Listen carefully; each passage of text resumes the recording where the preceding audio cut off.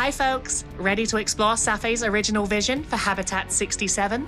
Run to the Unreal Marketplace to download the sample now and explore it in all its virtual glory with Unreal Engine. Learn even more at unrealengine.com/hillside. While on the marketplace, get acquainted with Megascans' latest tree collection, available now. The tree pack consists of 15 unique models of varying maturity to build a photorealistic hazel forest. Like previous Megascan tree collections, it includes a robust foliage master material to control seasons and wind. Explore the new virtual production visualization guide, a step-by-step look at how to master this innovative filmmaking process encompassing the entire production pipeline. Stay tuned at unrealengine.com/feed for future chapters coming soon. Moving on to this week's community spotlights. In a vibrant vision of Earth's future, a world-renowned roboticist has created one of the first proto-droids, destined to safeguard the civilization yet to trust artificial intelligence. Wishlist the colorful action-adventure 3D platformer Proto-Droid Delta by Adam Karim on Steam. Inspired by the Doomsday movie 2012, Unreal generalist Adam Zhuzga has spent the last few months working on their project, where they utilized agnostic tools and Unreal Engine 5, taking full advantage of Lumen and Nanite to stay true to their goal and inspiration. Tibetan Silence is a fantastic cinematic piece that showcases the essence that Adam wanted to capture. Let them know what you think of Tibetan Silence on the forums. Concept artist Ellie Cooper recently concluded the Unreal Fellowship World Building, a month-long course focusing on environment building within UE5. With randomly generated themes, they took the challenge in their stride and showcased their passion and skill sets in creating this gorgeously detailed environment that tells a story. Thimble to their ArtStation and let them know what you think. Thanks for watching this week's news and community spotlight.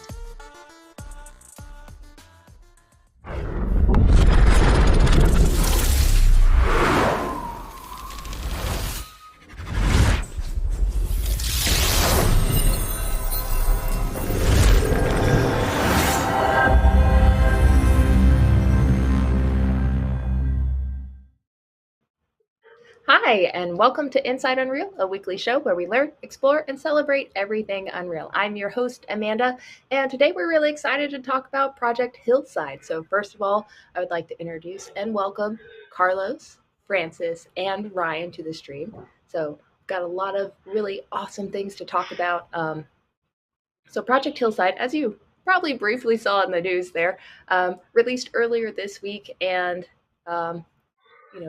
Carlos is going to do a wonderful introduction, but I want to at least lay it, it's the original vision for Habitat 67 by Safdie Architects, right? And it was built by not only them, plus Epic Games, plus Neoscape. And so if you want to start downloading while we're talking about it today, it is available right now on the launcher, and it's an architectural sample project. So definitely go check it out, start downloading it. But I'm going to pass it over to Carlos, who's going to give us a more in-depth overview and something way more fascinating than what I just shared with you. Thank you, Amanda. And thank you everyone for joining, and welcome. We are very happy to finally show this to you. This has been, I know some people are wondering, how long did it take us to do this? A lot. It's been a lot of work and a lot of hard work from a lot of people at Neoscape and at Epic Games and at Safdie Architects to get this out to you guys, and to learn, and so we all can have fun with it. So I first want to make a brief introduction about myself. Carlos Cristerna. I work at Epic Games. I've been in the architectural visualization industry for a little over 20 years. And I have collaborated with Ryan Cohen for about that amount of time as well. And in the architectural industry, architectural visualization industry, also, you build relationships with the people. The industry is really not that big, so you kind of know a little bit of everyone. And a little bit of that was also Safdie Architects. And I'll let Ryan introduce himself and speak about his role in this project. Yeah, thanks, Carlos, and hi everybody. Thanks for joining. I'm Ryan Cohen. I'm a partner and creative director at Neoscape. I'm currently in our New York studio, and we have studios in Chicago, Boston, and in Berkeley as well. So we're really excited to get this launch as well. It's been a big endeavor with a great team of talented artists and collaborators with Epic and Safdie to really kind of do what we love and we do every day for clients, developers, and architects alike. So it was super exciting to partner with them to use this as a case study to really show what the opportunities are in the architectural visualization world. So we're going to go through it. Carlos is going to set it up and we can talk through it. Hope it's organic and you learn a lot from it. But we're excited to show it to you today. Cool. And hi, I'm Francis Meyer, lead tech art in the Unreal Engine product team. I joined Epic 5 years ago. I come from the gaming industry, and at Epic, my team usually contributes to, Unreal Engine templates, samples, asset packs and plugins for various industries. In that case, architecture. We also do automotive, training and sim, mobile, and we also work on other internal initiatives. So yeah, we're all over the place, and it was really fun working on Hillside. It was like a Christmas for us. So really glad I can share the great stuff the team did for Hillside. Cool. Well, I'm gonna give you guys a brief introduction on the project and why we did it. But when I joined Epic, we knew, that Unreal Engine 5, just before we launched Unreal Engine 5, there's a large architectural visualization community, enthusiasts and professionals that have been using Unreal for a long time for ArchViz, but the advent of UE5 kind of like got people more excited about it because a lot of the limitations that gaming computing graphics from the past had were kind of like there was a steep learning curve, right, to change the status quo of production to a real-time game engine. So with UE5, and we knew that we wanted to address the architectural visualization specialists, right, and enthusiasts. And so we wanted to make a sample scene that we could just give to people so that they can, learn from it and they can see that it is possible to do large-scale marketing quality architectural visualization in Unreal Engine. And that's what we set up to do. Originally, we just wanted to do we had a loose plan of, something generic, something, let's just do a mixed use development that's fake somewhere in the world, and then we'll just hand out that scene. But we have been thinking about this story with one of my colleagues from Epic, Pierre Felix Breton, who was one of the lead developers of DataSmith, one of the tools that we end up using a lot for architecture to bring all of the, or your Revit files or your, Rhino files or Max files into Unreal and work with them.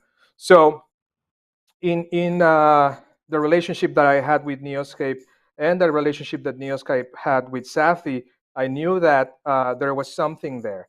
Also, Moshe Safdie, for which we have done a lot of work in the past, both Ryan and myself, we knew that they were working on documenting his legacy, all of the history of the projects that he has done and the projects that he has not done, right? And so we knew that his first famous project, which is Habitat 67 in Montreal, built for the World Expo in 1967, was never really built the way it was proposed, right?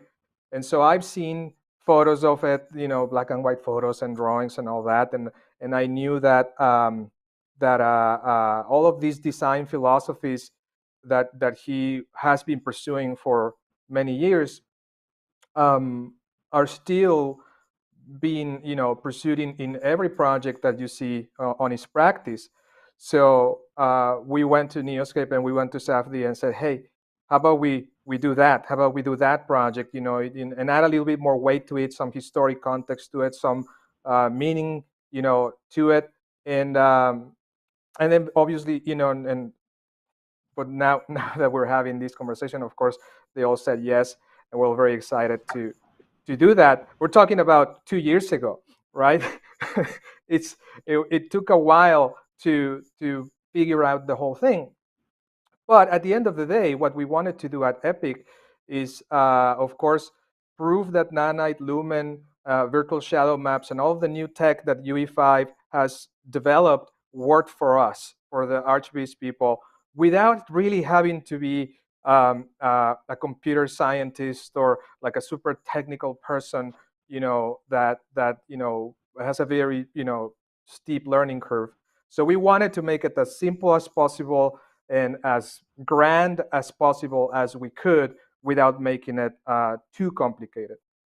So that answers the question, I hope, of why we did this project and why we chose, this project. It just seemed like a good opportunity to do this, of a project that people can just study.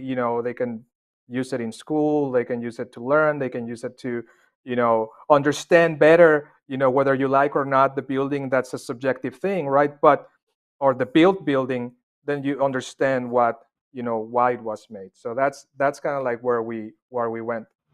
So, and some of the differences in the architectural visualization industry are short deadlines, small teams, small budgets, and large expectations, right? So again, we're going to go back to, and we'll show you in a second, I promise I'll shut up soon, of why we organized the file with the way we did it, why we didn't use many of the techniques that people are wondering if we did use, and things like that.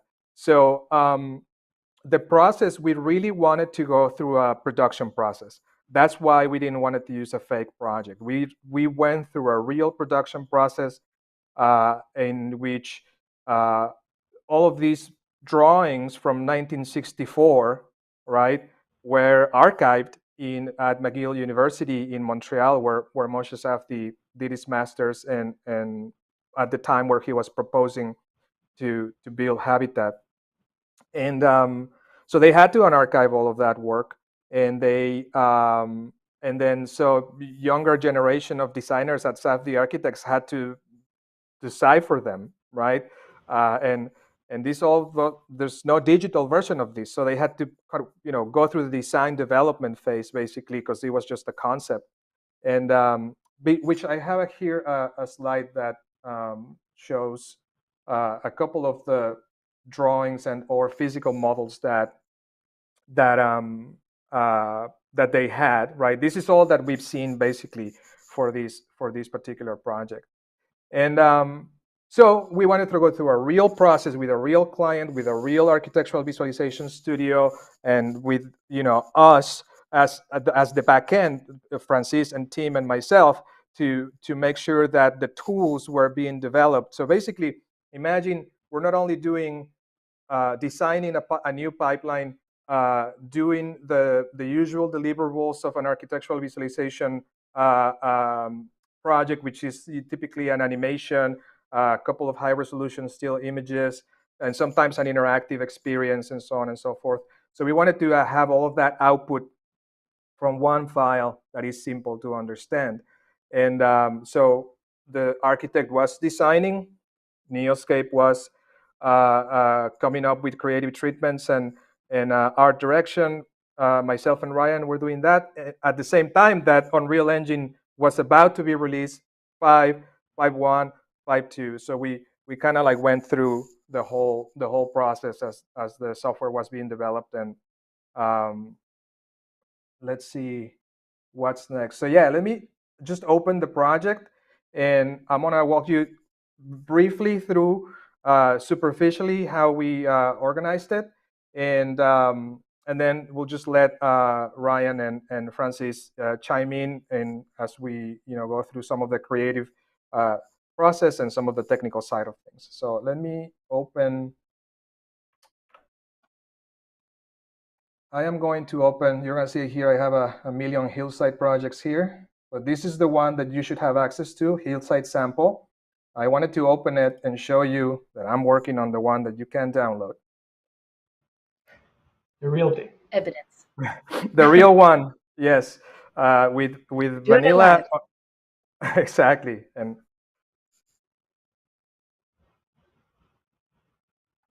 great, it opened on a different screen. One sec.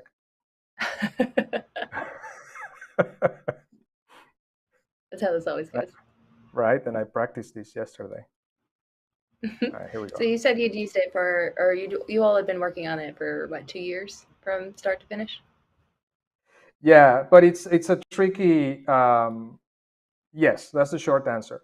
But the first, there was a lot of work that we had to do, for like 6 months. We did a lot of planning and a lot of, um, we had to come to agreements. There's a lot of intellectual property here that we're just putting out in the public. There's a reason why the scene is for educational purposes only, because the design is obviously the property of Safdie Architects. However, everything beyond the building itself is stuff that you can find in our marketplace, at Epic Games Marketplace. So another thing that we wanted to do and to prove is that, again, all of these trees and all of these plants and all of these everything are things that you can download. So you can literally have access to everything that we had access to today. And especially with downloading the scene is how we put things together. So when you open it, this is what you. I'm going to change this to Epic just so it performs better. When you open it, so we did the best we could to organize the scene. You can see here we have cameras for the film still. This folder that's hidden, it's a folder that when I'll show you some of the stills that we rendered, is going to get populated because in Sequencer we're hiding a couple of things. So it's very self-explanatory. But if you downloaded the scene and you want to make the best of it, I recommend that you favorite your maps folder, your movies folder, and your renders folder. That's where we're going to look at today. And that's honestly the 3 folders that that I spent the last year and a half going through. You're going to see that we have 4 main levels. The exterior level, which is this. This is the Hillside sample. I'm going to turn on the FPS so you guys can see. So if you go over with the keyboard numbers, I saved for you a couple of view angles. So 1, 4, 5. You can, quickly go to wherever you want to go and see some of that detail. 6, 7, there. 8, 9, 10. So it's kind of like a little. What was that? They're just so stunning. All these shots are incredible. Oh, thank you. That's all Francis.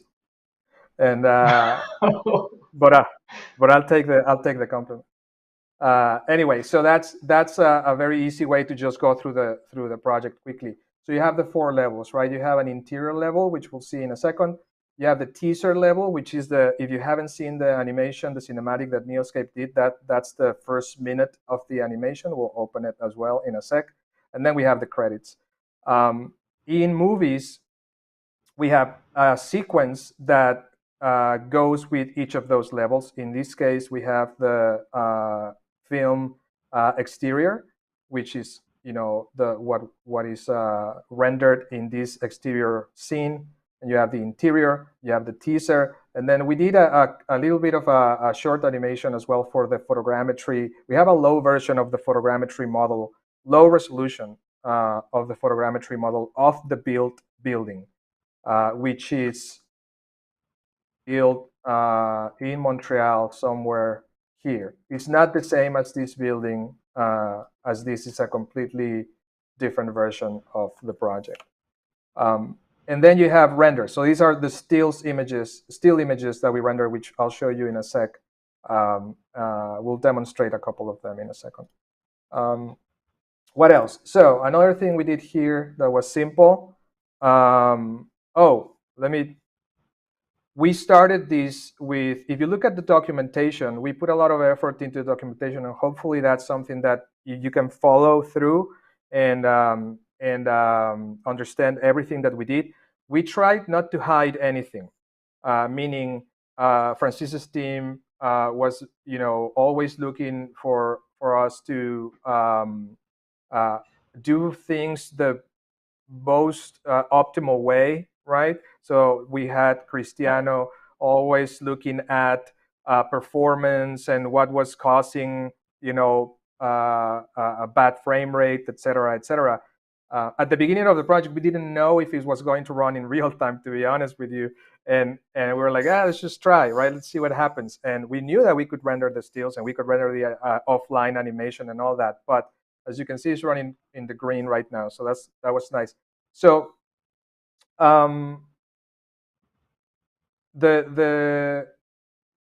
lost the train of thought, but anyway, I was going to show you, we have here in levels, we're using a lot of level instancing for the organization of these. We have the default lighting, which is one level of lighting that contains, if we go to content, Hillside maps, lighting right here. So all of these are the different lighting scenarios that we made. Default lighting is basically the father of all of these other lighting scenarios, so that we could just very easily turn things on and off, and we can just work on different settings. So very straightforward. We started the project with the architectural visualization template. That's where I was going with this. And I went in a long circle. The architectural visualization template already has most of the plugins that you're going to need.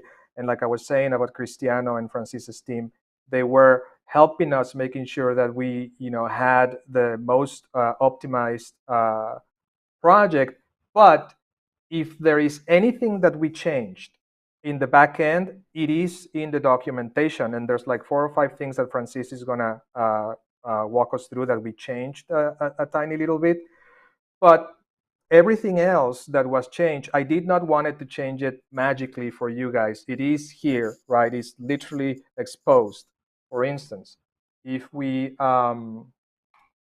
were to open this cinematic and go into the camera and then send it to the movie render queue right here, we saved for you Hillside base configuration preset, right?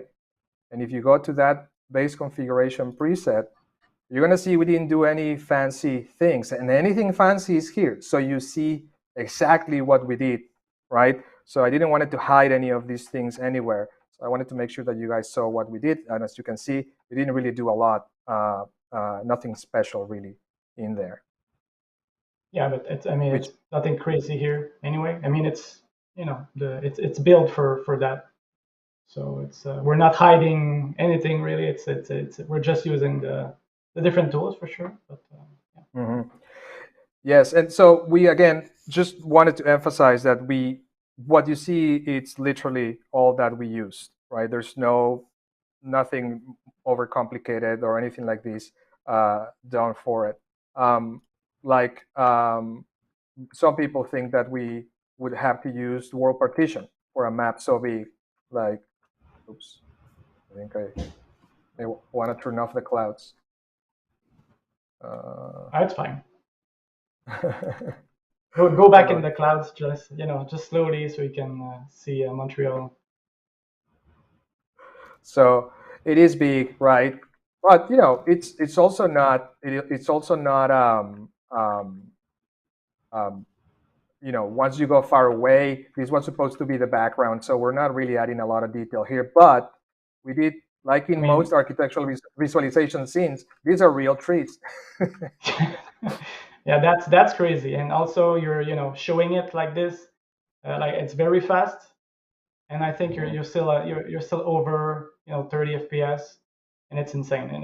This is all thanks to Nanite, really, because Nanite Yes. is here to handle all those billions of triangles and merging all those draw calls to make sure that we can like have a decent frame rate in real time. So Yeah. So here I can show you the oh yeah, whole scene. it's The your whole scene typical yeah. is in Nanite, and Yeah, yeah, we're not using so it's Nanite, I think. Anyway, I'll talk about that maybe later on. But yeah, we went all in with Nanite because we're saving so much, and it works really well with Lumen and VS, virtual shadow yeah. maps. And So you'll see in the documentation and today that at first we wanted to um, render these with ray tracing, right? Then we wanted to render with the path tracer and all of that because that's what we're used to, like the status quo in ArchViz, right? This, you have, other render engines like unbiased render engines or, whatever that take a lot of time to render, CPUs, render farms, and all of those things.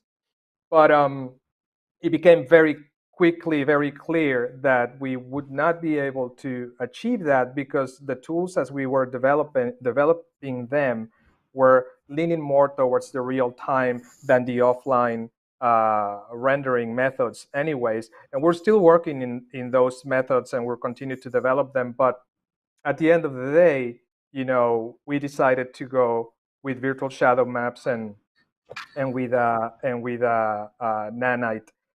We started the project, and Francis will talk about this.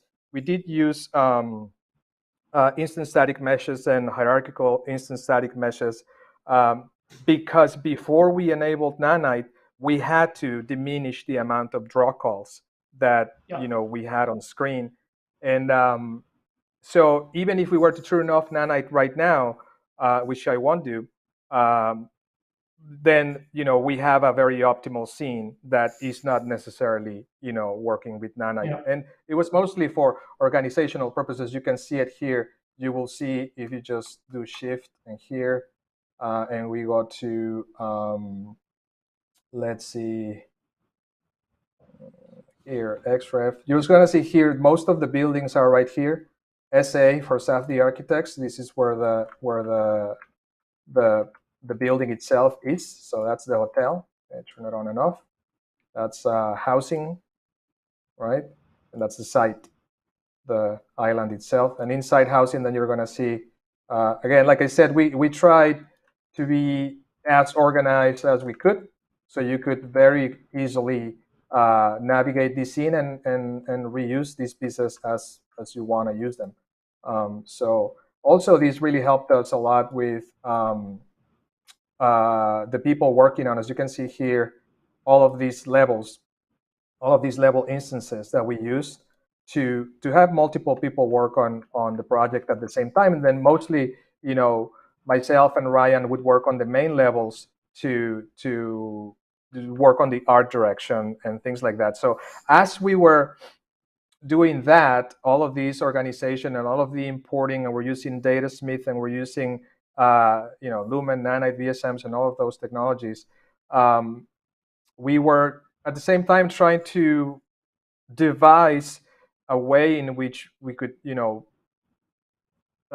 do this pipeline of back and forth and back and forth and back and forth. I'd like to show you quickly as a deck that I have here in which I kind of like documented the whole process, and it's in no particular order, but here. Let's see if I can go back. Yeah, so this is the very first proof of concept that we did before we launched Unreal 5. Just to put together quick boxes and a couple of trees and put them there and see what was happening. At this point, the volumetric clouds were not, working, and among other things. Then we started, testing scale, right? First a small version, then scale, and modular pieces, repetitions. Like we knew what the building was going to look like, so we're kind of like, increasingly testing and testing and testing and developing the engine further and further and further, so that we could give you guys the end result as, like I said, as easy as possible. We also had a team in Montreal LiDAR scan the existing building, and of which we have, like I said earlier, a simple mesh that the reality capture team was kind enough to process for us, and is in the sample scene. And there will be next week a reality capture scene and demo that you will be able to download with all of this data for you to use as well and learn. This is the first model we got from Safdie Architects, like basically the very first massing model that they have seen, and then that Moshe has seen. He's never seen that design this way, other than in the black and white photographs. So we used Twinmotion to do a couple of early studies of what the building was looking like, and start to do some photography and things like that. And so I'm going to go quickly through this again, just early process. This is the animation that I rendered to see if we could do ray tracing shadows, and the answer was no at that time. and virtual shadow maps ended up being more. Yeah, at that time, clarifying. But again, I'm showing you these so that you understand why. Like, why do we even do these things? We do them to test around software. We do them to put the software to a real test of what you do on a daily basis. Like Ryan said, is the stuff that he and the artists at studios like Neoscape do on a daily basis. And so they needed to work, and they needed to be efficient, and they needed to be, artist friendly. So that's kind of like what we were doing here. Kind of on that note, the community is asking if you all think we would even have attempted this endeavor without the reality of Nanai. Well, I think in real time, no. It would be very difficult to. We would have had to have jumped through a lot of hoops to make it work in real time without. Because as you know, go ahead, Francis. Yeah, not at this level of quality for sure. Because if you, we will go back to the scene. But if you go in, every balconies will have so much details, and there's so many plans here. I think we're talking about 500,000 objects in this scene, and you can just quickly go through it, as fast as a plane, and it's still 30 fps, like solid 30 fps. So it's just crazy. So without nanite, of course, we would use the ISM, HISM, maybe HLAD, but then you end up with creating LODs for each and every objects, and then you end up with popping. And of course, when you have LODs, you need to blend between them, and it's not as good. It's not as good as what we have today, for sure. And the alternative is offline rendering, right? And the alternative is offline rendering, and as Ryan and I very well know, that means days of rendering on a CPU render farm when you're rendering at 4K, thousands and thousands of frames, right? So anyway, this whole thing, continued to evolve, and we continued to render all of these tests. But I wanted to get to this slide when I wanted to make sure that we could render with a lumen, and we could render also with the path tracer. And I knew that with the path tracer, we would have to render with a render farm, right? Or multiple GPUs or multiple computers, because of the nature of how any path tracer works. But I started to see, as we were doing these tests, we started to notice a trend, which Lumen was catching up with the path tracer very quickly in finish and quality, and it was almost impossible to tell the difference if you didn't know where to look at. So this is one of the first tests where you could see path tracer versus Lumen, and this is when we decided, let's just go with Lumen. So all the cinematics that you've seen and all the stills that you've seen publicized. It was all rendered with Lumen, and I'll show you. I'll make a brief demonstration in a second of how that was done. This is the Rhino model. So Safdie Architects works in Rhino, and like I said earlier, we use DataSmith to import this Rhino model. And Antoine, who is kindly Antoine Guillot, one of our who was my moral support throughout the whole project, and product specialist also here at Epic, and he's kindly answering a lot of your guys' questions in YouTube. He's made us a blueprint that we delivered with the project that allowed us to turn HISMs to meshes to HISMs, and back and forth, and so we can organize them and collapse them and explode them. And like you're used to, if you're used to working in SketchUp or Revit, or like there's blocks that you can make of different pieces. And so we talked to Safdie about the organization of the scene and how we're going to use DataSmith, and they basically built a model that was organized the way we wanted it to be organized, so that we could use one of the other tools that is in there in the project, which if again you could look in the documentation and you see how it works. It's a very straightforward. You select a block that came from Rhino in this case, and just to demonstrate that you could build your own plugin like that, or your own little widget in Unreal to import your models and collapse meshes. For instance, the corner windows that you see here from Rhino came in 5 pieces. So the 2 pieces of glass, the 2 frames, and the corner of the frame. And so that times hundreds then became thousands of objects and draw calls. So we have a plugin that, or a little widget, sorry, that you select that block, it selects all the meshes, it collapses them into one mesh, it retains the materials, and it replaces all the meshes where they were. So that was kind of like how we went about discovering the design process and the organization process of the building. And then Neoscape took this model and added a lot more detail to it with Francis's team collaboration. There was a lot of back and forth between there. I think Francis's team mostly focusing on shading, and Neoscape focusing on creative and modeling and organizing and production, just 100% producing, the whole thing. And so that's how what this represents right here. Let me see if there's, oh yeah. So this is just early drafts of the interior model. This model is the of the current building, and is the recently restored to its original condition unit of Moshe Safdie, where he used to live, where he lived in this unit with his family for a little while. It was recently restored, and we built it. Neoscape built it as it was built, back in the day, and with the restoration drawings.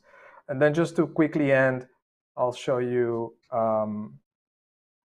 the modular pieces that were made. So we had the modular pieces there, and then we just keep. At this point, I was just documenting the development of the look and feel of the project, which leads me to invite Ryan to talk a little bit more about the creative process and being an art director, art directing me.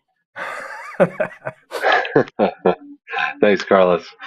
Yeah, it's pretty funny all this chatting about the technical side of things. For those of you who do know me on the chat, I'm probably the least technical person on the entire chain here. So even being working on this for a year now, there's a ton of terminology in there I still don't really fully understand.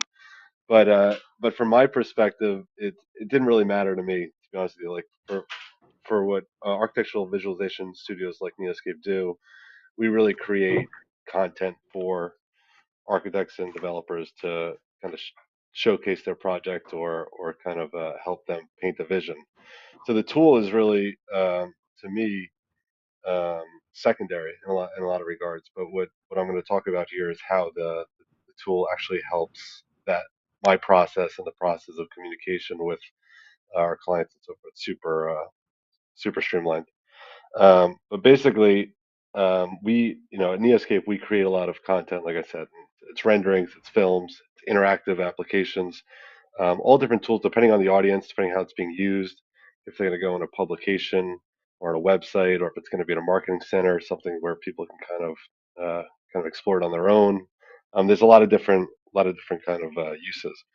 So by using Unreal, we were really able to kind of combine all that stuff. We basically created one big data set, and then from there we can kind of create whatever we wanted. But if you just want to go quickly through kind of our process from kind of that storytelling standpoint, because to Carlos's point, we really did want to utilize this as a real case study of how we would go, how I would go through this with any other software package for a project like this. So we, initially came up with an overview of what our goals were and what kind of we wanted to kind of get out of this project in general. And then quickly kind of, this is what we used to pitch to Moshe and his team as well, of like what can we kind of get out of this, this kind of data set. So we looked at like what are types of films that we create for projects like this, and what kind of information they have. So is it a day in the life? Is it informational to show like how many units are in the complex, the history behind the design principles? So there's a lot of different ways we can kind of go about it. So from there, we came up with basically a concept that pulled apart three different types of information. We broke it down into what we're calling acts, and one was really just kind of to talk about the part T, the design principles, like I was saying, kind of understanding what was behind that, and two, kind of the history of the context of Expo 67, of the Montreal in general, and the design principles and so forth. And then this third act, which is basically just kind of uh, a visual kind of essay of the project, and this is more emotional and kind of visually kind of stunning.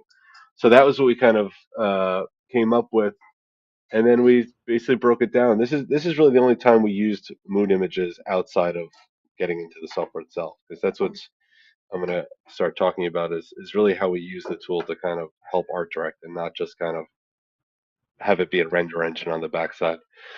So this whole kind of concept of this kind of a cinematic trailer in the beginning to kind of really just excite people of what, you know to of what they're to engage them, and showcase what kind of the lighting and the atmospheric kind of opportunities there that we're going to show later on. The second part is really as I mentioned earlier, there's different tools we can use. So this was originally going to be part of the film where we're going to interview Moshe, put him into the environment.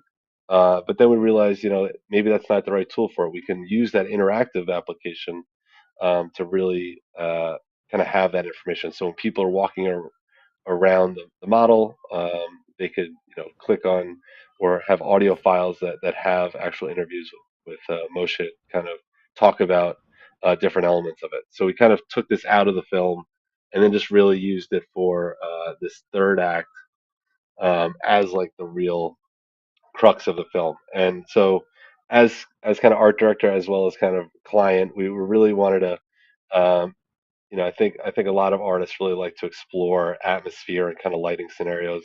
So, and most of the time, a lot of our clients, they like to see their building, in the middle of June at noon, like bright blue skies.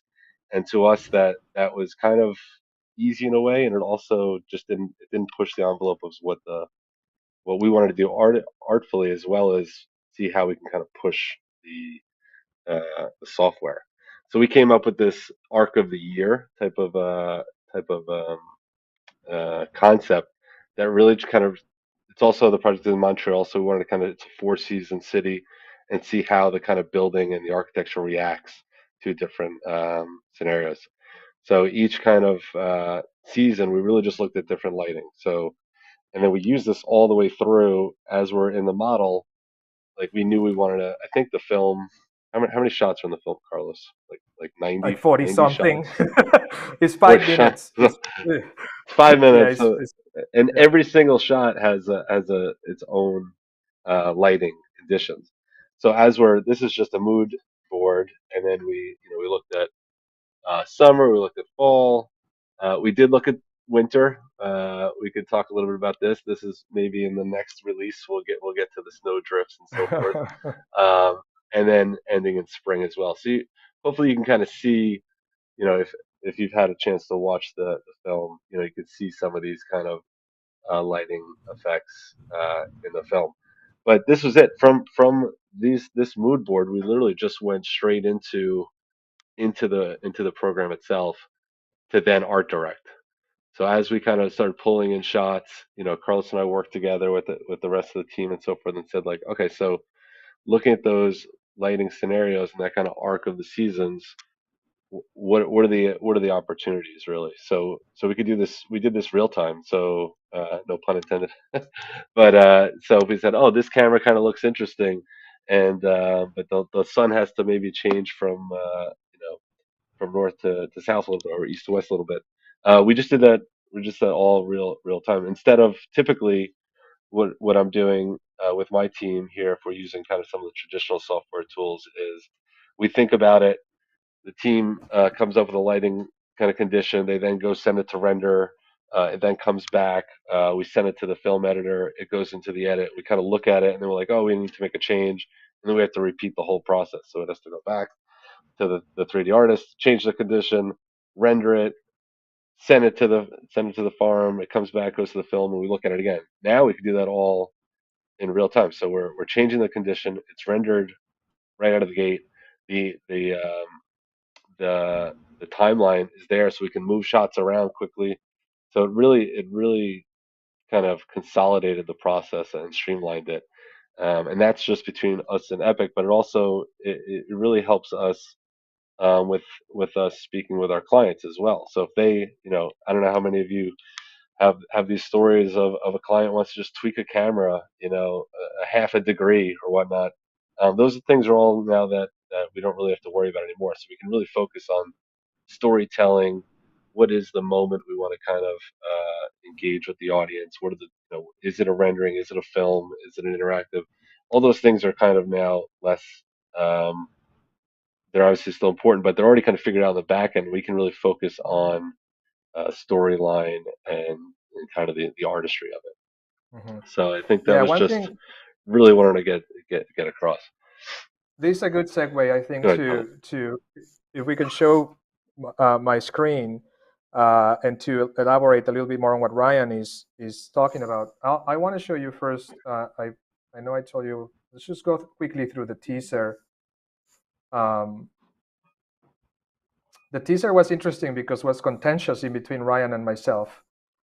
We had a storyboard like he was showing, where in fairness, we didn't really have a detailed description of what the teaser was going to be, and we call it a teaser because we were hoping that we would release this first and then the long version of the animation, but we ended up putting it all together. So these ended up, no, it's a collection of shots, and no, well, maybe it needs to be this shot. And anyway, it turned out to be one shot, and we're trying to showcase everything in one shot and everything in real time. So I'm just going to quickly hit play on this thing. This is one camera, no post. What you see in there was just rendered like this, and I'll demonstrate in a second. With a still image and how to just do this render in MRQ. So this is basically, most of the assets that are outside in all the maps. You see the lighting, you see the umbrella, and like that umbrella right there is kind of like everywhere in the animation. The Foreign Five Roses sign, the cherry blossoms, pretty much everything is there in this like not sure what's up and what's down scenario. And the idea was to look at what Lumen and Nanite and all of these technologies can do, right? Just throw it all in and it should just work. And it did work. So that's what this opening sequence was all about. I'm going to go back to the exterior. And I'm going to go to the renders. And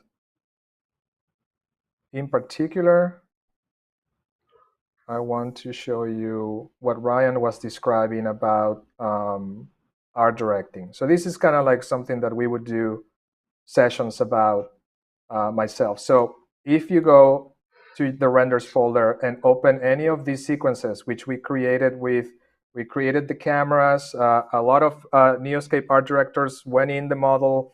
They started exploring the model and did a ton of them. But then we had to curate them to like 10, right? And so those are the ones that we have here. Um, and then because we already had all of these different lighting conditions, right? Talking about the snow, we didn't end up having the winter season, and that was my fault. I kind of like axed that because it was going to be technically challenging, and it's something that anyone else can do. Like you guys, once the model is out, like you guys give it a shot, right? Like we knew that that was not new, right? I don't think it was important. It was just going to delay this a little further. So we decided to focus on these different on just the 3 seasons. So if I turn off the default lighting here, and if I go, see, there's this one lighting winter overcast. If I turn that one on, that's kind of like what this was supposed to be the lighting when it was all snowed in, right? So if I just get out of the sequencer here and I go to here, so that was kind of like what we wanted to do. And one of the things that Ryan and I did a lot was just say, the post-process volume that I have here, when you are in any map, just go to the folder called environment, and really everything that we did is there. There's nothing special about it. And if there is anything special about a specific shot, it's going to be in the shot here. So we just drag and drop the sun and sky and change the time of day here for that specific shot. But what I wanted to show you here is some of the things that Brian and I did, and we had a lot of fun and a lot of debates with was to, just very simple things like, let's say, exposure. Let's change that. Something more dramatic, or local exposure, or contrast. And then all of a sudden you have a completely different look, right? A completely different look, and we would just explore like crazy and start looking at the model and be like, oh, how come we didn't do that for the film? We just, keep missing and finding more and more and more and more. Francis will show you how his team did the rain on the windows, and we just saw it this morning before joining you guys, and we're like, we should have done the rain, but we didn't do it. But I think the original film I think was about 8 minutes long or 9 minutes, so we just kept adding more and more shots because there's just so many opportunities. We just kept going. We had to rate it back a little bit. Exactly. So let me turn this off there. And so right here in each of these images, then you can just, change the time of day. Or if you wanted to just continue to use that particular lighting scenario, or just like audition, right? Like we had all of these different lightings, and we would just audition the different lightings and what it would look like with all of them.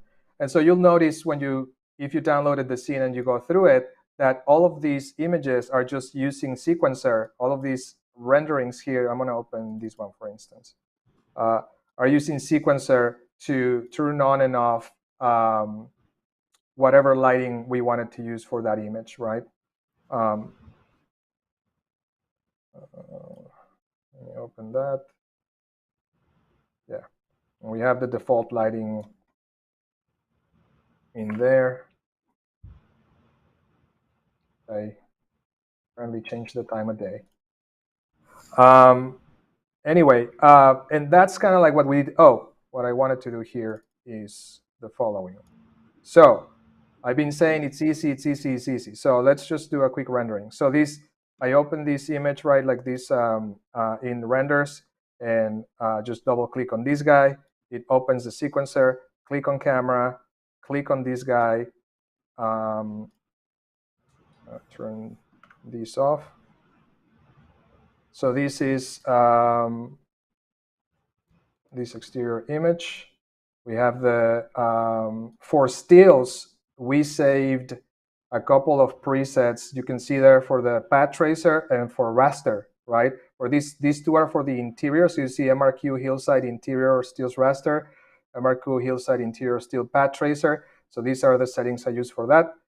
In this case, we're in an exterior and we want to render raster. So we render raster.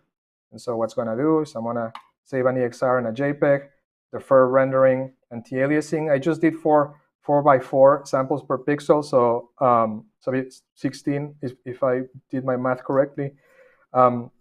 Here's the settings that we changed here, a little bit more virtual memory for virtual shadow maps. That's all we did here, that it's fancy.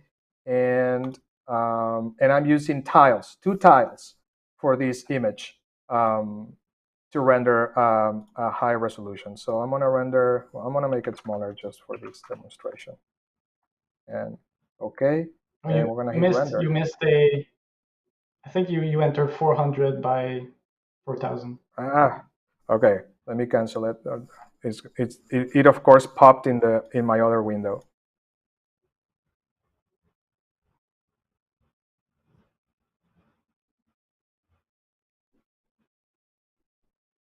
Yes. Okay, it's done rendering. So let's render again. 4000 by 4000. Okay. Render.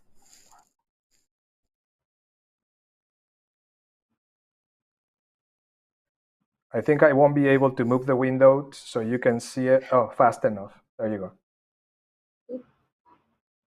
So again, super simple. So you can literally, if you go through the documentation, we start like that. We have, we did this like this in an architectural visualization template. We enable these little things, open this level, send it to the MRQ, and hit render, and see what happens.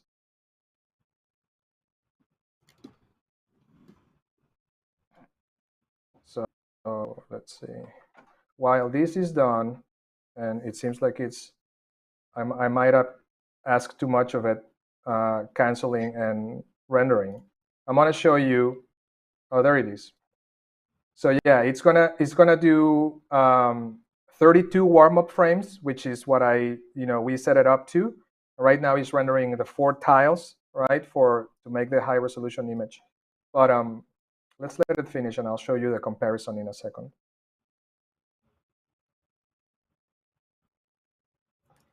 People want to know what your specs are, Carlos.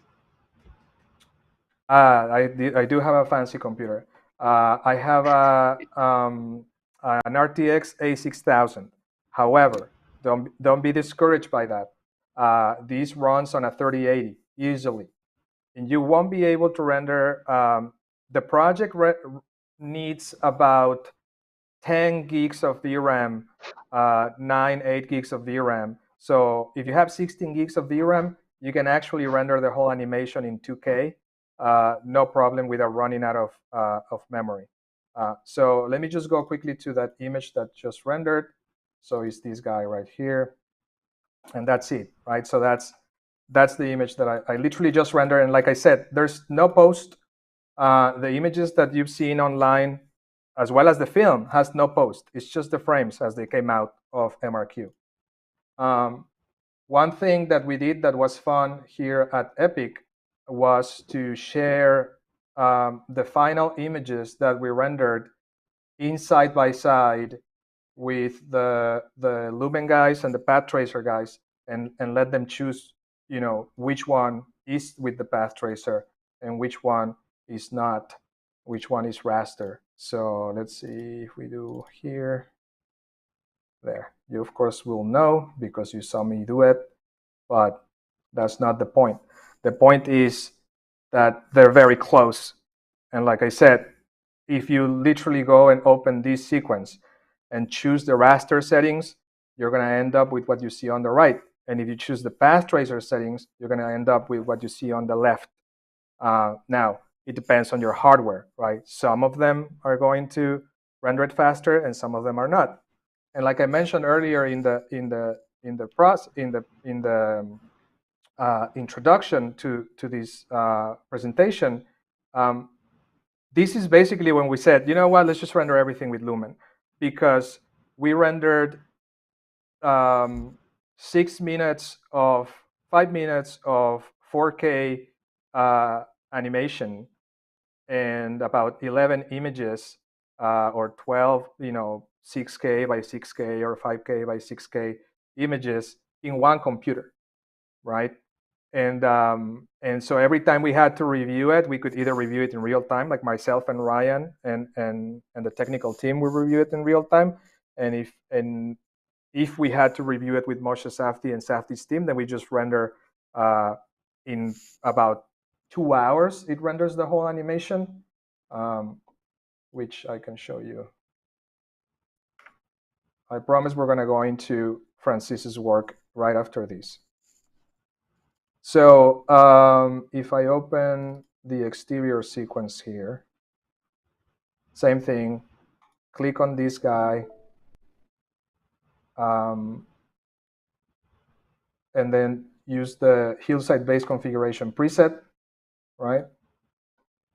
And I just want to make sure that we're doing, it's just one sample per pixel. You could do more temporal samples if you wanted to get a little sharper. But we decided to render it like this. Like I said, simple. What you see is what you get. There's no tricks or anything like that. So we just hit render. And hopefully, of course, the window is on the other side. One sec. The ultimate troll. Here we go. So it's going to warm up for 32 frames. We did that, of course, so that Lumen has a chance to catch up. And if you have particle systems and if you have anything like that, it just starts running those. And then you're going to see once it goes through the 32 frames of warm up, it's just going to start cranking up 4K frames and save them right away. There you go, 3, 5, 6, 7, 8 frames. So you're going to see the estimated time remaining drop and drop and drop and drop as we go, and this is it. This is how we did it. And now I'm gonna let Francis go into some of the custom things that we did for you guys. And the one thing that you'll notice that there's a lot of things that we took from Twinmotion, from Megascans, from City Sample, from everything that we had access to, right, in the Epic ecosystem. But there were very specific things that Francis and team did for us to make you guys' life easier. For instance, the cloud shaders, the volumetric cloud shader is been there in the engine for a little while, but we made a simplified version of it that is art directable. So we can, change the height of the type of cloud, rotate them, move them in X and Y, rotate the whole system, change density of the clouds. It's very, very much art directable. The concrete materials. I can show you if you want. If you want. Yeah. Why don't you switch to Francis's? Switch to Francis's screen. Let's switch.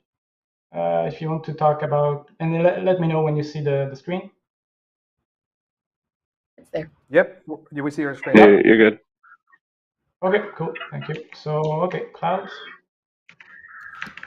Yeah, so we do have different clouds. I would say one cloud set up for each lighting scenario. So in that case, it's the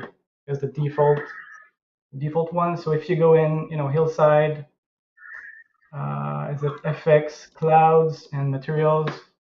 You're gonna get this one, and I think Carlos was mentioning, I guess, the different scale of the clouds.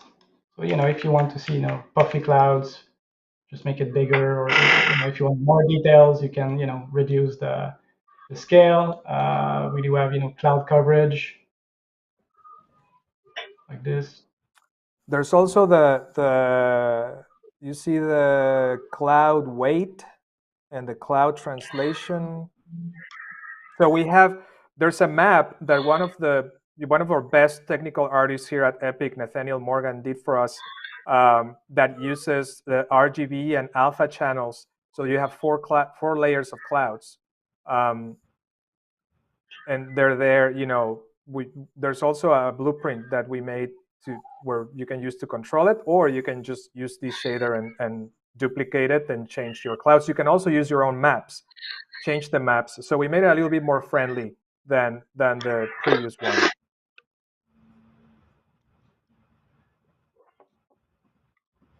Yep. What else? Anything else on the clouds? I guess and then we do have Stormy. Yeah, that's. I think we also support lightning. And yeah, anything else you wanted to show, Yeah, why don't you or do you go want me to go through? take us through the technical side of things? Okay, cool. So so again, if I move out, you'll see that there is a lot of objects here. And we mentioned many times draw calls, triangles, and this is usually the two first metrics you would look for, and you want to essentially reduce the number of draw calls and make sure that you're not drawing too many triangles. And of course, Nanite does this for you automatically. So let me maybe go back in, and you can see the cluster. I think Carlos went through that. So as you can see here, as I'm moving, Nanite will create those clusters of triangles to essentially reduce the number of triangles drawn on screen. We do have different, I guess, maybe the mask, just to show its use everywhere. So green means that we're using Nanite, and then red means we're not using Nanite. We're not using Nanite for the river, because actually the river already has its own distillation system. And then again, I can look at, I can showcase the wireframe here. I don't know how clear it is for you guys, but as you can see, it's like dynamic tessellation. So as you move out, the number of triangles will change. Anyway, so that's for the river, and I'll talk about the river maybe later on. What else? I guess I can go in. Yeah, maybe talk about. I think we were mentioning, using Nanite on vegetation, and maybe I can just, show you how we usually do that. So to enable Nanite, it's, you can do it on the object itself. So let me just select, a tree here, and go in the level instance, and then, double click, and then select the tree. So now we are in the static mesh editor, and you'll see, under Nanite settings, you can simply enable Nanite. And for those vegetation objects, you want to use preserve everywhere, which is a new feature that came in. Was it in 5.1? So you really want to do that when you use what they call aggregated geometry. So trees made of lots of branch and leaves. So as you move out, Nanite will dynamically create those clusters, and even if you're really far away, you can still see the trees look like trees. So even those trees back there are actually real trees, which is insane. It's not something we usually do in the gaming industry, but we're here now. yeah, it's really Yes. great. So, but it's actually, Francis, it's a good thing to mention because in the ArcVis industry, we, as I mentioned earlier, there's short time frames, right?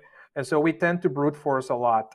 And someone asked, why did we not use world partition offset? And we want, or world partition. We didn't want it. We wanted to eliminate as many variables as possible for you and still achieve something doable by you without having to do all of these fancy tricks or jump through like all of these different hoops. And the more variables you add of technology, then the more chances that something might clash, some technology might clash with other and all that. So in the offline world, people are used to just putting everything there and just hit render, right? So we kind of like had to meet in the middle on that philosophy. Yeah, and again, yeah, thanks to Nanite, I mean, you can just kit bash, just drag and drop those objects with millions of triangles, and Nanite will just be really happy with all those triangles. So I want to also showcase a bit. Oh yeah, go ahead. So I was going to ask, they're wondering, have you added anything like wind or anything to add some of that subtle movement to the scene, or since it's Nanite, it's all static? So yeah, that's what I wanted to showcase now. So by default, we disabled the animation here. So and what I did is, so we do have a CVAR here, console variable to it's called optimize WPO. So we use, essentially what you see here is this subtle wind animation is inside the shader itself, and it's using a world position offset. So it's kind of moving vertices around, but just a bit, just a tiny bit. This is actually expensive right now, so let me show you again. Nanite. We have here a view mode for that. So evaluate WPO, just to show you that if you want to enable WPO, you also want to use some kind of like a distance culling here. So again, green here means that we are evaluating WPO, which means that we will see wind animation. And as I move away, now we're not evaluating as many trees and vegetation here. So this is again another process to another tool for us to keep us in check, for our performances. And now I just disabled it again. What else? Yeah, I think we should go ahead and maybe talk about the shaders. So there was a lot of shader work involved. Maybe I can start maybe talking about the concrete, and I'll maybe switch to a maybe summer PM just to get good lighting. So yeah, for concrete, I mean, we made special efforts to create a versatile shader for sure. And of course, and I would say maybe, I guess, if you're looking for all the shaders, they are inside material library and base. So most of the, all the base shaders are in there. And we went with a, ease of use and, visual quality. So so essentially inside the same shader, we support many use cases. So there's many features. Maybe I can, just open one of the material instance. Hopefully it's this one. Yeah. So yeah, I don't want to bore you with all those parameters. I'll try to. They are very curious about the windows and how you were able to make that projection. Oh, did I? Which one? The windows and some of the projection there. Oh yeah, you mean the? Are you talking about the fake? The fake interiors. Oh yeah, So, but yeah, I'll go through that. I'll go through that as well. we'll get to that. But I think it's important that you guys take a look at especially the concrete shader and the wood deck shaders. We'll let Francis go through it because you Yeah. guys can just reuse these. It's very versatile. Yeah. So let me go. Maybe just talk about a bit. I guess we're using different technique to I guess avoid repetition, and also we try to add variation and maybe some randomize. Let me maybe switch using this one here. But we do have some randomize, small randomize, color.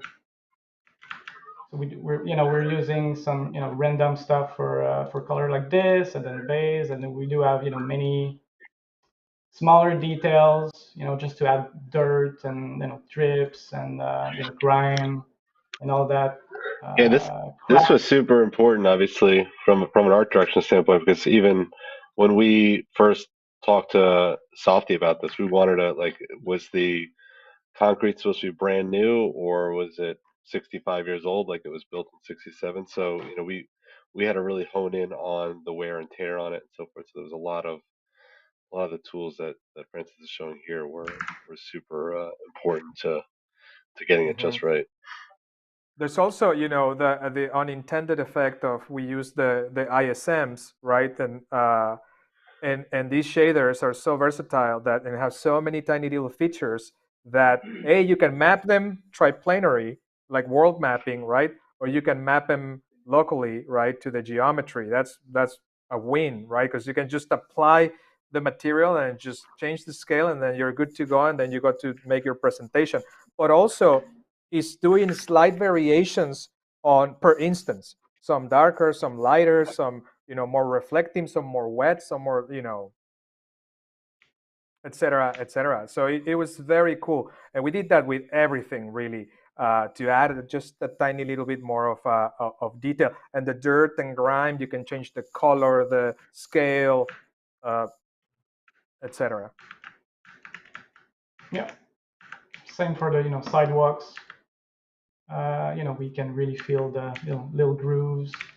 Also added some leaves. I'll go through leaves as well. So those are all again fake. It's all fake, in the shader. Those leaves were not placed manually, of course. So yeah, so this is mostly the concrete. We do also support the shorelines. So let me just go and find maybe this part here. Switch to maybe the default lighting conditions. So concrete, near the shorelines or water, you can add some algae, and it's grungy, and there's more wetness and all that. So it's all in the same shader really. So yeah, so I think that's pretty much it for concrete. Let's jump in and maybe look at. Oh, do you want me to look maybe at the interior? I think Yep. Someone mentioned the interior, so Yeah. I'll switch to a maybe a night scenario here. And just I will before you let, get into it, Francis, Yep. I want to give a shout out again to Nathaniel Morgan, who was the tech art that helped us with the cloud shader. He also, when we did the city sample, we had the same technique used on the windows, but in the city sample, it's just one shader on one plane. So it's you have the fake interior, and then it has a glossy or like a reflective, finish to it to simulate glass. I didn't want it to do that because, as we all know in ArcViz, a designer is going to want to have the glass sometimes be more reflective and be, not affected by what's behind the glass. So we decided to use two planes with the glass shader, with its dirt around the corners that is also adjustable, and the separate fake interior behind the glass, so we can really control the look of the glass versus what you see inside, which is something that you find yourself always kind of like in architecture. Yeah, and I'm going through. So I'm using here what we call MPC, which is a material parameter collection. So those are global values, and we can inject into different shaders. And again, talking about randomness, and so here I'm just going through adding some randomness. As you can see, each and every interior room will change. I think we have 4 or 5 different. We do have different setup for furnitures, fake furnitures, and if you go in, it's really fake, right? So it's all just to give more details, and also to avoid building every interior of every room. We added different blind setup.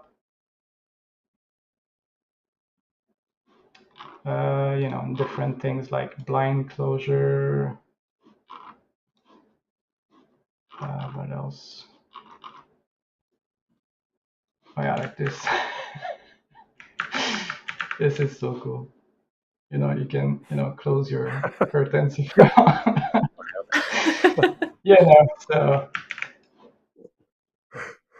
it still makes us giggle. Oh yeah. After a year. Yeah. So that's all the different parameters, really. I'm just showcasing the different setup, but why don't we show them, Francis, the deck, that material that to me was what Eldar did with the wood deck for the balconies. Yeah. It's magic. Yeah. It's just one plane with a texture on it. That is crazy. Yeah. So let me show you. So this is Eldar Selenet. Shout out to Eldar. And let me show you. So this is all again inside the shader. All the details is inside the shader. So I'm looking at the wireframe here. The floor is maybe like 5 or 6 triangles here, but if you go back in and you look at, it's just insane.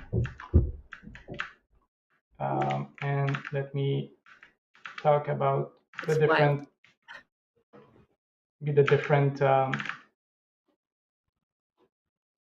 parameters here. So I'll select this particular material instance.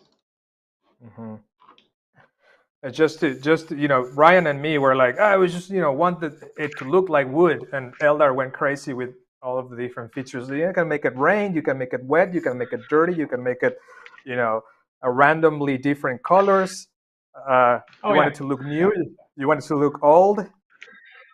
Yeah, for the snow, right? We're gonna have like a light snow, so some of it was kind of melted just in the slots areas. And yeah, so we were really getting into it. I feel like we could have a follow-up show just talking about all these incredible little quality of life things that you made, like how to build these shaders and how to build all these.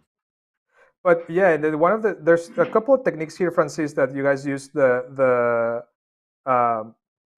distance field ambient occlusion to get the leaves to appear where there's geometry, right? Yep. But also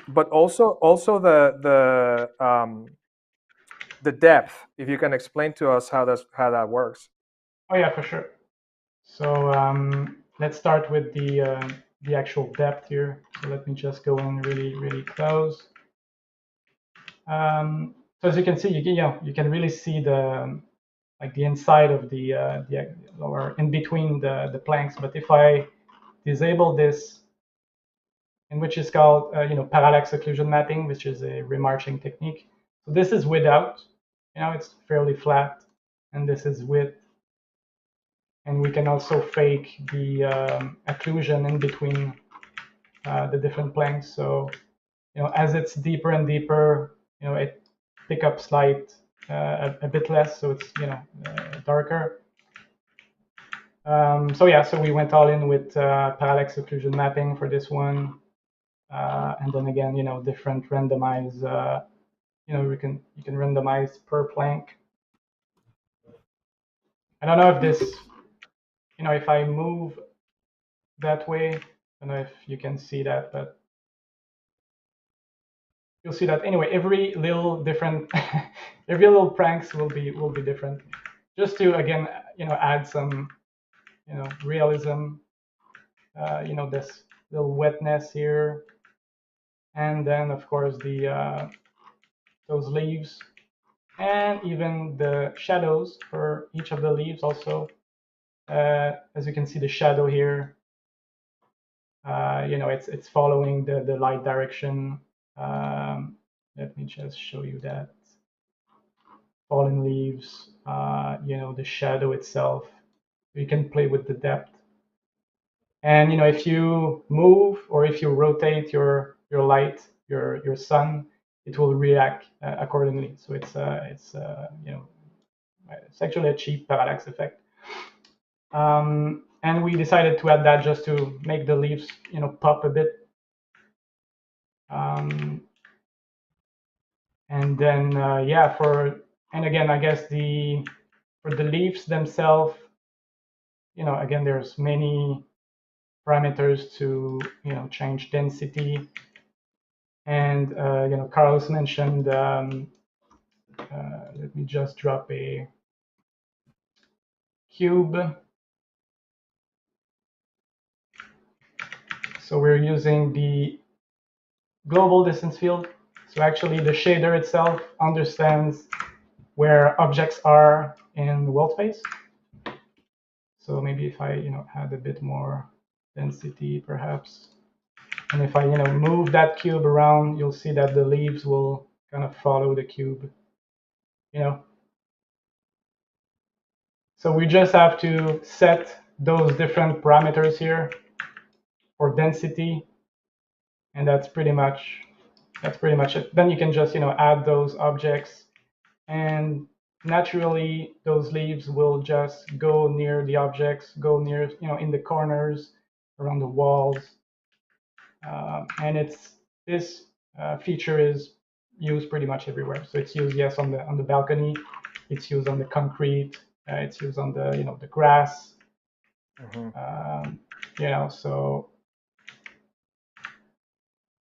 So yeah. And it really, yeah, it's again, going back to ease of view for you guys, like it's there for you guys to analyze it, to study it, to learn from it.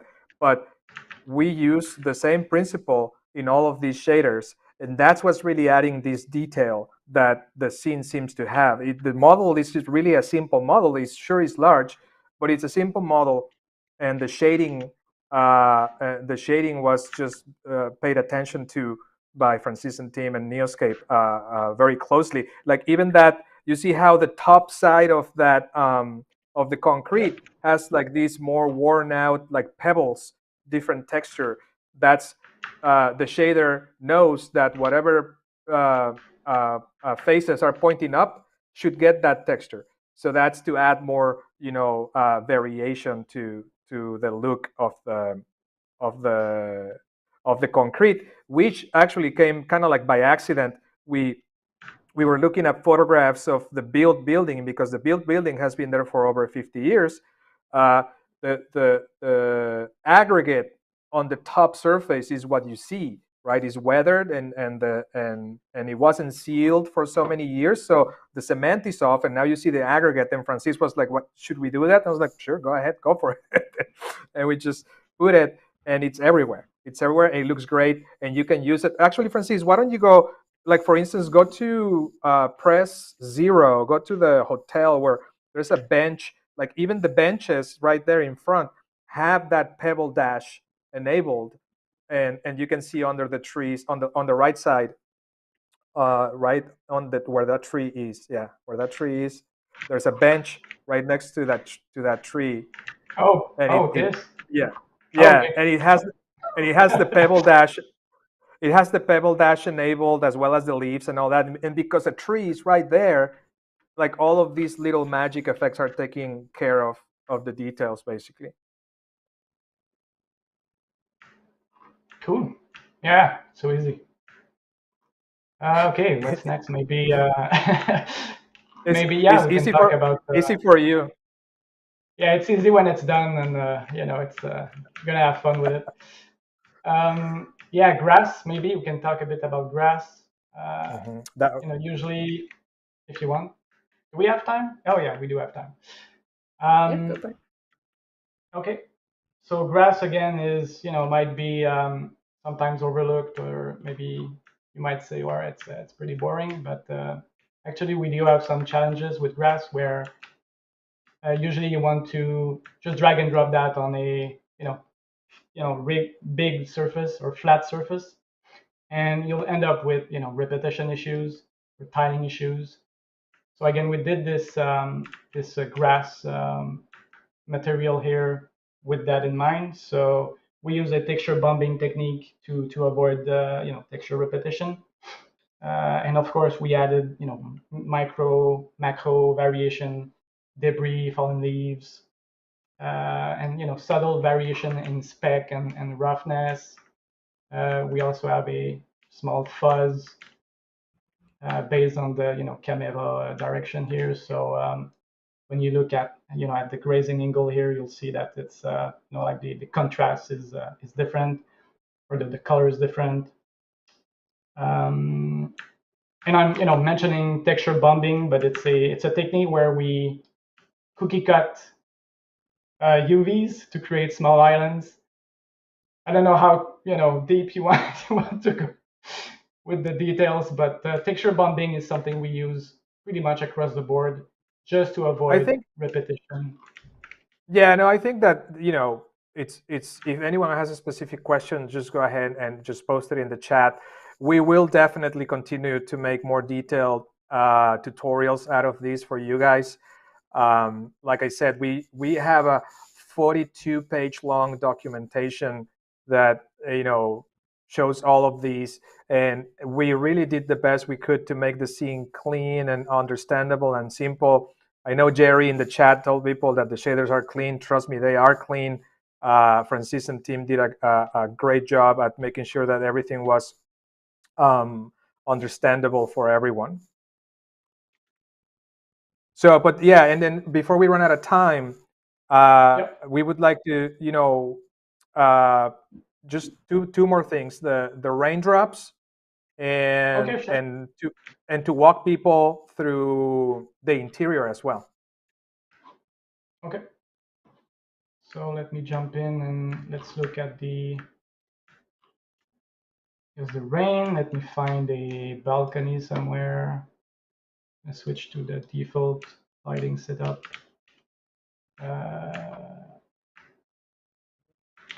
Here is one here, like this. Okay, so for rain, so by default it's all dry. We're using again an MPC here to enable disable rain. To find this MPC, you have to go in Hillside, Material Library, MPC, and there's one specifically for rain. And if you want to enable rain, you have to change that variable here. And as you can see, let me go. You just go in here. We added those raindrops and trickles. But this is a static version. But if you press play and you go in real-time mode or Pi mode or simulation mode, I guess now you'll actually see the animation here. Let me try to find the right spot. So as you can see, yeah, go ahead. No, I was just going to tell everyone, this is Ryan reprimanded me why we didn't do this shot. It was in the storyboards, and I don't know why we didn't put it in the animation, but it's there again for you guys to do it. Like we hope you can use DC to make your own cinematics and learn from it and study it. Like do whatever you want with it and have fun with it. So I'm sure there's plenty of artists out there that will one up us and in the output. So we're looking forward to seeing that. Yeah, you'll have to share I think all that of this. sorry, I was just gonna echo that. I'm pretty excited to see. Again, we came up with one concept for a film. Obviously, there's a million different uh, views for renderings you can come up with, but I'm really excited to see what you know all you talented artists out there kind of come up with for your own interpretation of what a ArcViz film could be. Mm-hmm. Yeah, why don't we Yeah, go and and show be sure to share this. everyone the inside? Okay, you want Sorry, to go switch ahead. to Share this with us on the social and the forums too, because there's a lot of really amazing content and we want to see it. So if you all are using it, I know a bunch of you have already said you've downloaded the day, so definitely share it with us and want to take a look at them. Yeah, do we have time there's. for? Oh yeah, sorry. Go ahead. I just wanted to make sure that we end up showing one thing that we kind of like glossed over is first. Let's just go to the interior so we can just look around as we just continue to chat. But open the interior and open the interior sequence, Francis, and then just hit play so that Okay. I want to.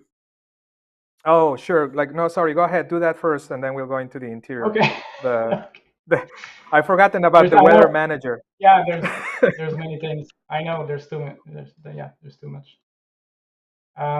So we do have a small and easy weather manager here.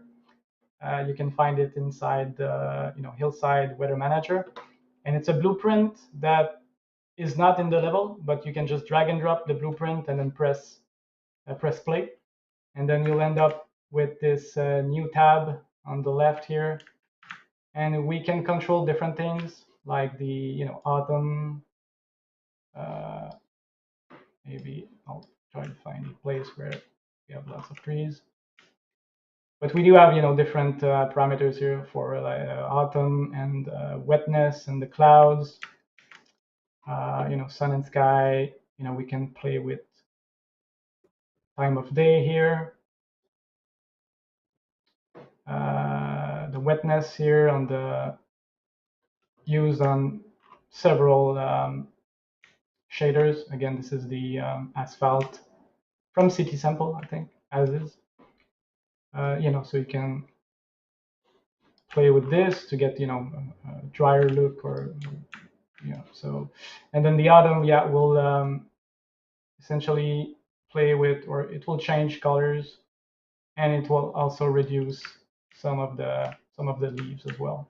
And if you go near trees, you'll see that you'll see falling leaves as well. So yeah, this particular blueprint, we made it because the Neoscape guys also made an executable which you can download in the Hillside web page. If you don't have Unreal Engine, you can we just updated the executable to a smaller one. It's 12 gigs to download only.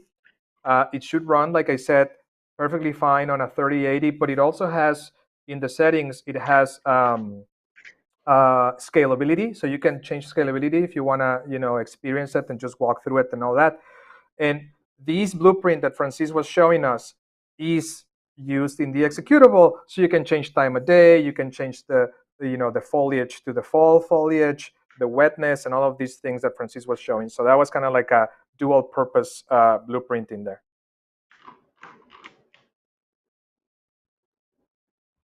Okay.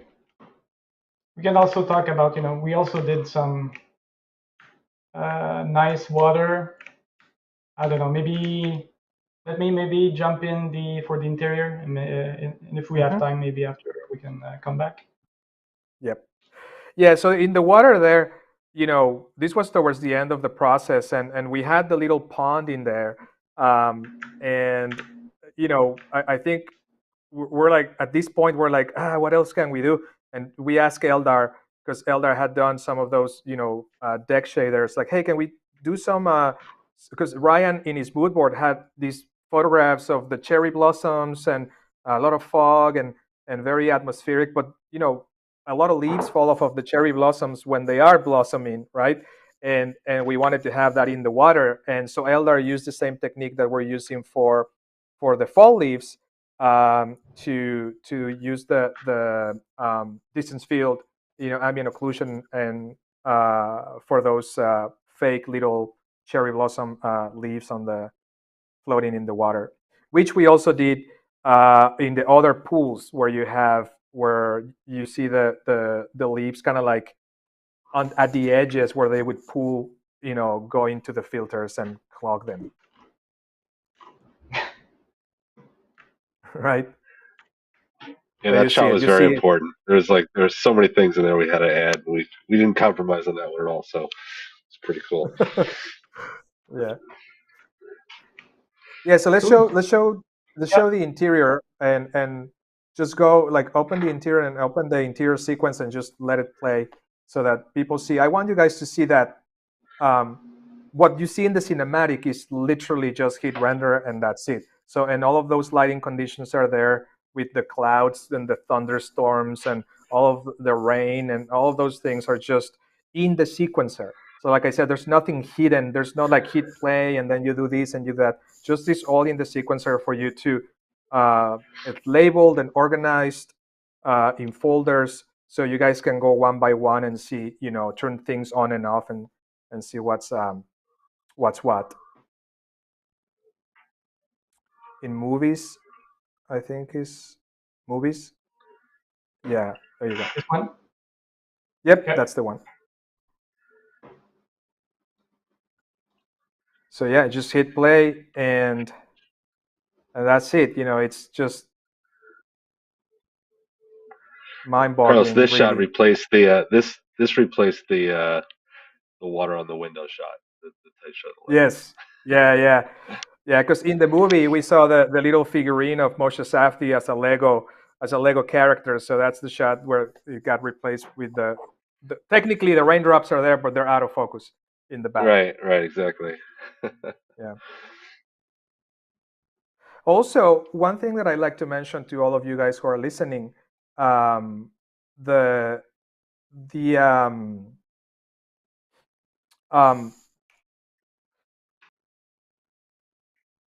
oh man, I lost the train of thought. What were we talking about? I got distracted by a comment by Scott. Legos and water. No, it was just super fun to do these, right? And for instance, these last two shots are repeated. Are the first two shots of the cinematic. One typical request, right, was like, oh, let's do the cinematic, and then the first couple of shots are during the night and on a thunderstorm, right, and then the last two ones are daytime, and that literally is duplicate the shots, change the lighting condition that you're using, hit render. So we made a 1 minute cut, a 2 minute cut, and a 5 minute cut. For the 1 minute cut, because we couldn't do the seasons, it was too short to do that. The editor said, "Hey, can you just re-render these two shots with a different time of day so it's all during the day?" I was like, "Yeah, sure." 15 minutes later, those shots were with the editor, and it was done. Right. So that is what's really valuable, I think, about this experiment for you guys to be able to produce, even better work than the work that we put together here to illustrate and demonstrate this.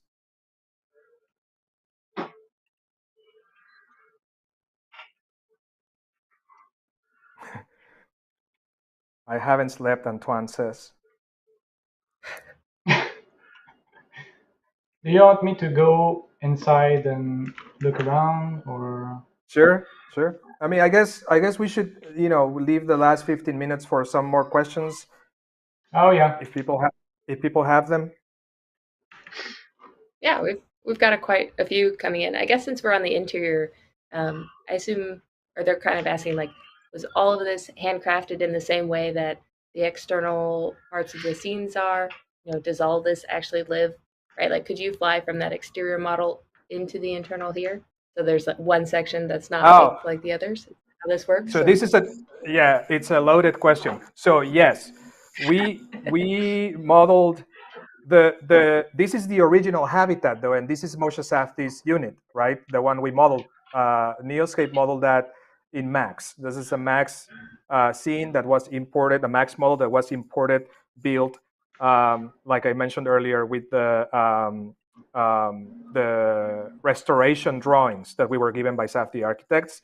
And then that's a low resolution mesh of the existing habitat that was captured with LiDAR and photogrammetry and all that stuff, and reality capture team process for us. But we were only planning on using it like for like views out the window, right? Like we're never really we were never really planning on releasing it, but we're like, it's there, we'll put it out there. And but everything you see here, you know, there were some custom pieces of furniture when things got a little, like I don't like that chair, or I don't like this one, I like, this table, I'd rather have this and that. uh, but for the most part, it's all, marketplace assets, and or custom, built pieces.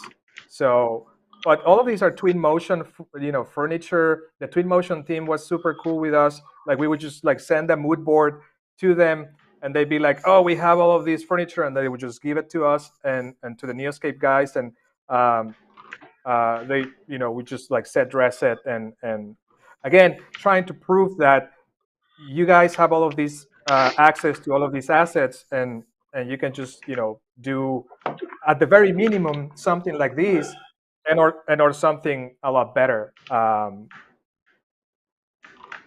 Which I'm sure there's plenty of artists that can do that. Oh, one thing that when I lost the train of thought when I was reading comments, um, one if you get really deep into the scene, Francis, there were many models.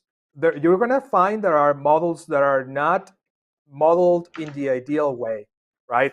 Like the recommended way.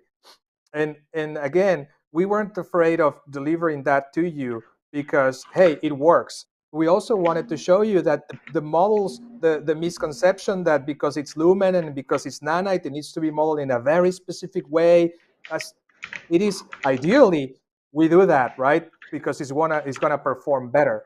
But there are many meshes that are far too big that we just didn't get a chance to like slice it into smaller pieces, and they were never a problem. So we're like, if it's not a problem, let's just leave it like that. Like all of the walls of this unit are one piece by it's just like two floors, all of the walls, and it's not. It's a combination of hardware ray tracing and software ray tracing that are kind of like hiding the flaws of that mesh. So again, ideally, we would have built it in more pieces, but it worked, and we just moved on from it. That's awesome. They're wondering, this is something we haven't really touched on. Was there initially like a vision on the sound design or the audio experience when building this? And then to follow up that, they're curious, where can they go dive into to adjust some of those in the project? Well, we were never planning on doing an executable to deliver, right? Like we wanted to just focus on ArcVis, but once Francis's team, said like, hey, we're getting consistent frame rates, let's do an executable, and Neoscape jumped right in to make a quick executable so everyone could explore it. We didn't really, wanted to do a lot of experiential. Like there's some ambient sound in there, so it's not just quiet. There's the voice of Moshe Safdie walking you through the project, and birds chirping here and there, and that's it. But in this sample scene, there's zero interactivity. This was about the ArcVis only. And so the executable has a completely different thing. But I'll let Ryan speak about the cinematic. We did talk about creatively with a music composer for that. Yeah, we did. We worked with a composer, Cody Martin, who we worked with before in a couple of films, and again, I think we just wanted to. I don't know what it was more just to kind of make sure that it had the impact we wanted to. A lot of times we're using, well, one, there was kind of license issues, and since this is going out to everybody, wanted to make sure everybody had access to the same music, so when you do edit, you can use that track and so forth. Um, but just really give it a kind of cinematic trailer kind of feel. Some of our early inspiration was very kind of Christopher Nolan and kind of dramatic. So we wanted to make sure we had the right kind of music to go with that. So by us working with again, we worked with Safdie for years. We worked with Carlos for years. So we wanted to, work with a composer we knew and kind of bring him in on this project. So he was really great to kind of work with our concept and then kind of compose it to the picture, basically. That's great. Thank you.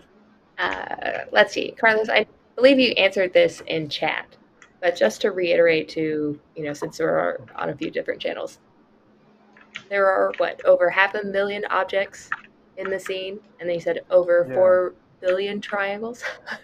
There's Yeah. there's about there's over 500,000 primitives. There's over 4 billion triangles. There's over like 250,000 trees and plants, and the average Yep. triangle per frame is 1.5 million. A lot. So there's a few things in the scene. Yeah. And everything, right, we've walked through in the editor today is all in the sample. We're not pulling up secret Yep. projects that we've got on the side for the show. Like Mhm. everybody at home has access to everything that you've needed. Yeah. So before we run out of time, why don't we just go to Francis to the exterior level again and just hit play on the sequence in sequencer. Okay.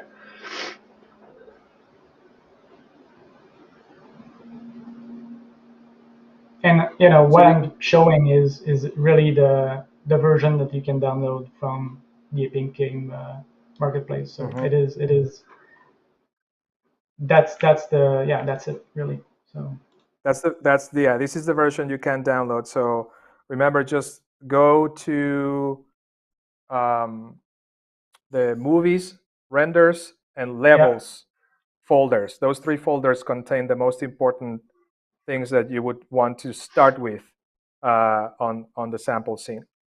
So yeah, just Francis, hit play on the exterior sequence.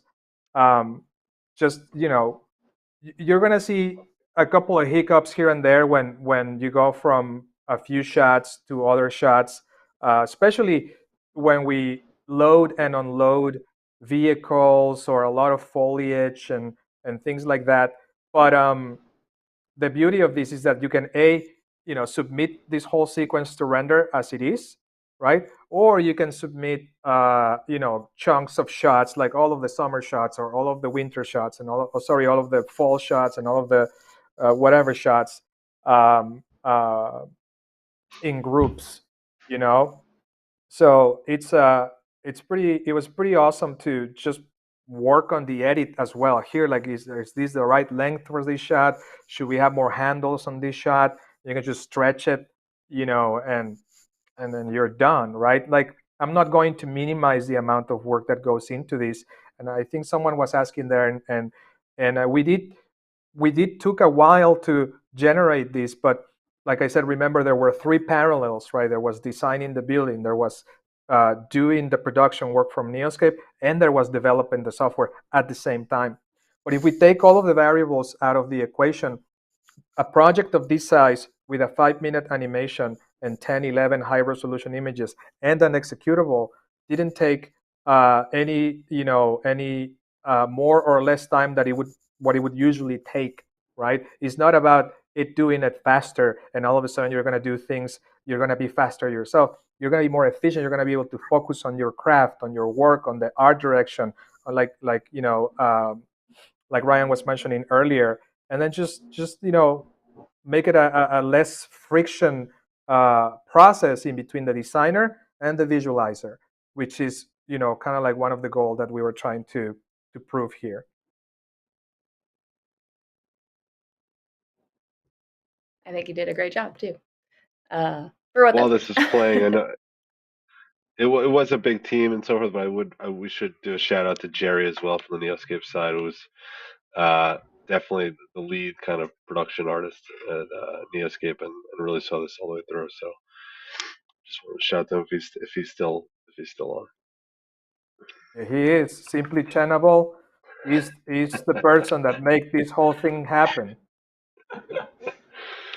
Answering all of your questions without there's and there was many hands that went into it from the Neoscape side, from the Epic Games side. Some of the best artists at Neoscape, came up with some of these views and some of these cinematography, as well as But Antoine and Jerry, who are answering some of your questions right now in the YouTube chat, had a huge portion of what you see here is thanks to them.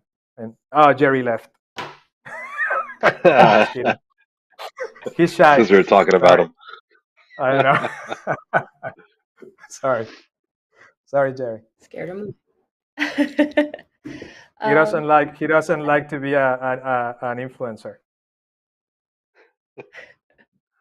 I thought one fascinating question from the community, if we could go around, was, obviously it's an exceptional project, and there's so many little pieces in here that people could learn from, and you made a point to make it clean and tidy for them to use and dig into.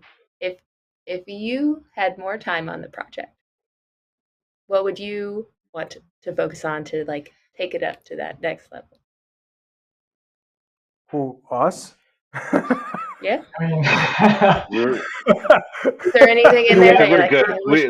We love it. Like, we love it. It's perfect. I mean, I would have loved to have done many more things. First of all, the whole 4 seasons, I wanted to to do the winter. We would have done the winter season, but maybe that's a challenge for someone out there with the scene to show us how it's done, right? Like you make it winter and render the whole thing. And then the other thing I wanted to do were like water simulations, for instance, like maybe fluid simulations for fountains and things like that. We didn't really had a lot of time to do that. We had one simple fluid simulation that Cristiano made for us, and it's there in the sim for you. And more animation. We have like a little geese that are flying, and like some geese that are like on the. They were a good part of the creative treatment to and more characters, but we didn't have a lot of time and or resources to do that. Plus, it was not the main objective, so we decided to not do those things. But that being said, I would have loved to have had more of that, more VFX, more special effects. But at the end of the day, we wanted to not divert from the main objective, which was to deliver a sample scene that anyone could feel okay with and not overwhelmed by. And that's why we put a lot of effort into organizing it and making it very simple. Well, wonderful. Any additional thoughts there, Ryan or Francis? Or I would just say I was, actually Carlos and I were just talking about it yesterday. But yeah, similar reaction. I think I said we didn't compromise on that cherry blossom shot, and now thinking back on it, we were gonna have a micro shot of a bee next to a flower. So we had a lot of other kind of little bringing more life to it, not just animation, but more kind of nature and kind of humanity and so forth. So I think that's where the next level could have gone to. But again, that takes it away. It takes it a little bit out of the architectural visualization world and more into a different realm. makes sense. Yeah. Well, go ahead. Yeah, I was gonna say, just I think that's the demo we had for you guys. I know that it's a lot to take in, and I'm sure that we kind of like glossed over a lot. But look at the documentation. Look at Sam Anderson's tutorial right there on the marketplace where you download the sample scene. There's a couple links below in the description. One to Sam Anderson's introduction to Hillside, which is 6-part video that is awesome. And then there's also a link to the documentation in more detail about all of the work that Francis and team did. So yeah, just take a look and hopefully whoever wants it to make it rain makes it rain. In the chat, someone was saying. We are Well, done thank with you all. this. This is obviously an exceptional project, and as the chat was saying, there's a lot of things for the community to reverse engineer and really take apart and pick apart and learn from. And so, couldn't ask for something better than that for the community. So thank you for all the hard work and coming onto the stream and talking about it. Obviously, if you'd ever like to go more in depth on any of the topics, I'm sure us and the community would absolutely love having you all back and really getting into some of that nitty gritty. But that's all we've got for today. Our Sky's been wonderful dropping some of those links that Carlos was referencing in chat. So make sure to check them all out. There's a plethora of resources there. And like we said earlier, if you're using it or digging in and recreating some of the scenes or adding to them, please let us know. Share it in the forum, share it with us on our social media channels. We would love to see all of that content. So I'd like to end today with, a virtual round of applause for Carlos, Ryan, and Francis. It's been absolutely wonderful. And I hope you all, and a shout out to the folks in chat. That includes Jerry and Antoine and any of the other folks around. So Epic Games Montreal.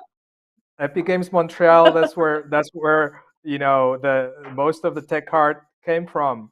And yeah, shout out to everyone at Neoscape. Thank you very much, and Safdie Architects for letting us do this and give it away to everyone to have fun with. Yeah, thank you all. This was really exciting. All right. Well, we'll see you all next week. Have a good one. Take care, everyone at home. Thank you. Bye-bye. Thank you. Bye.